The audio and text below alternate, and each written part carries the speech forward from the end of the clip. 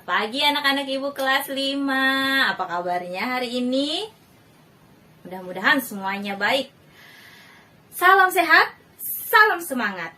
Dari saya, Ibu Tri Agus Sartika Sari, atau boleh dipanggil Ibu Tika, dari SDN Sungai Lulut 2, Kabupaten Banjar. Kabupaten Banjar di Kalimantan Selatan.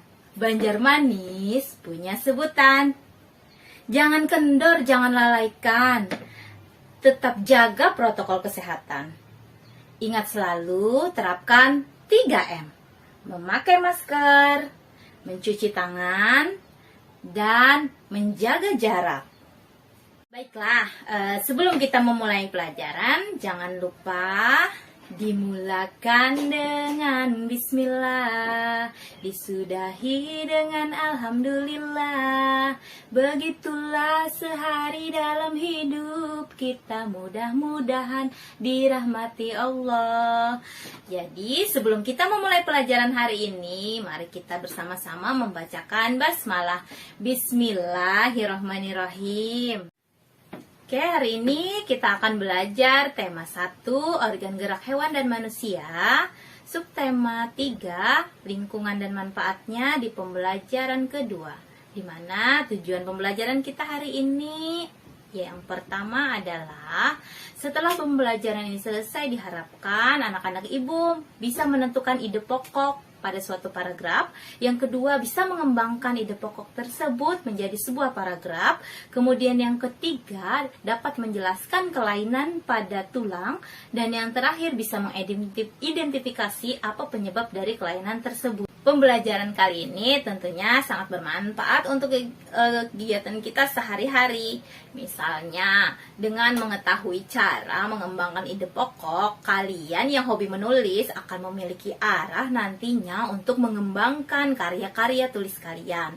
Kemudian, dengan mengetahui penyebab kelainan dari tulang, kita akan bisa menjaga aktivitas kita sehari-hari agar lebih berhati-hati sehingga kelainan-kelainan pada tulang tidak terjadi pada kita. Sekarang kita mulai saja kegiatan dengan materi yang pertama. Yang pertama, kita akan belajar mengenai ide pokok. Nah, sekarang apa yang dimaksud dengan ide pokok?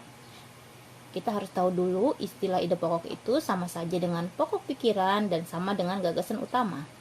Jadi, ide pokok itu adalah ide atau gagasan yang menjadi pokok dalam suatu paragraf. Selanjutnya, di mana kita bisa menemukan ide pokok? Ide pokok itu dapat ditemukan pada kalimat utama yang bisa berada di awal atau bisa juga terletak di akhir suatu paragraf.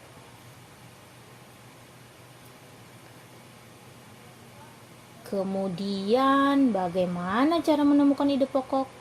Yang pertama, baca paragraf tersebut dengan cermat, kemudian temukan kalimat utamanya. Yang selanjutnya, jika kalian sudah menemukan kalimat utamanya, maka segeralah catat ide pokoknya.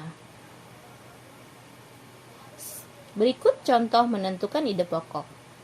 Jika disajikan paragraf sebagai berikut, maka kita baca dengan cermat dan diperoleh kalimat utama yang terletak di awal paragraf, karena kalimat tersebut mewakili semua penjelas dalam suatu paragraf.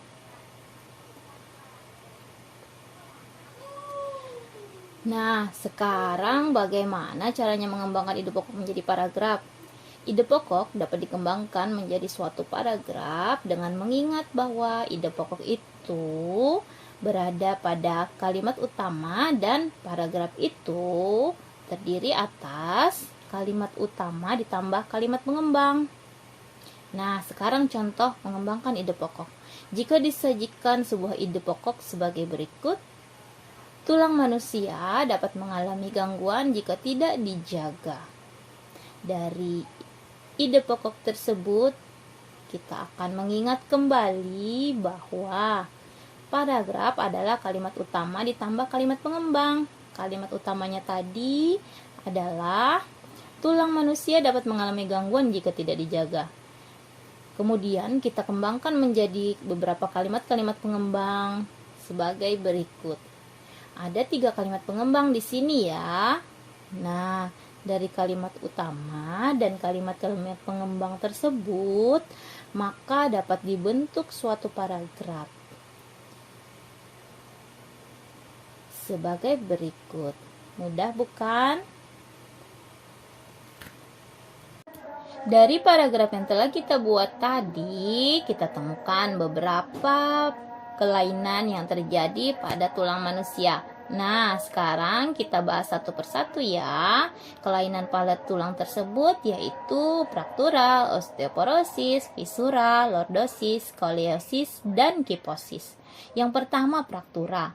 Fraktura adalah patah tulang yang bisa diakibatkan karena adanya kecelakaan. Osteoporosis di sini adalah kelainan karena adanya pengeroposan tulang, sehingga massa tulang menjadi berkurang dan struktur tulang belakangnya menjadi bengkok. Yang ketiga, fisura atau retak tulang. Ini pun dapat diakibatkan karena adanya kecelakaan. Yang keempat adalah lordosis karena sikap duduk yang salah sehingga mengakibatkan tulang belakang melengkung pada daerah lumbalis. Yang kelima, skoliosis. Skoliosis merupakan kelainan karena sikap duduk sehingga tulang belakang membentuk huruf S. Dan yang terakhir, kifosis, yaitu kelainan karena sikap duduk yang salah juga sehingga terlihat lebih membungkuk. Bagaimana pelajarannya hari ini? Menarik bukan? Semoga yang kita pelajari hari ini bisa bermanfaat ya. Untuk tugas kalian, coba diingat-ingat lagi kegiatan atau aktivitas kalian seminggu terakhir ini.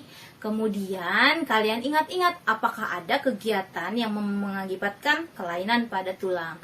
Selanjutnya, kalian tulis dalam 2 paragraf dan nanti bisa dikumpulkan dengan Ibu Tika pada pertemuan berikutnya ya. Beli klepon di Martapura. Martapura, si kota Intan. Rajinlah belajar untuk meraih cita. Wujudkan siswa cerdas, siswa beriman. Terima kasih atas perhatiannya. Wassalamualaikum warahmatullahi wabarakatuh.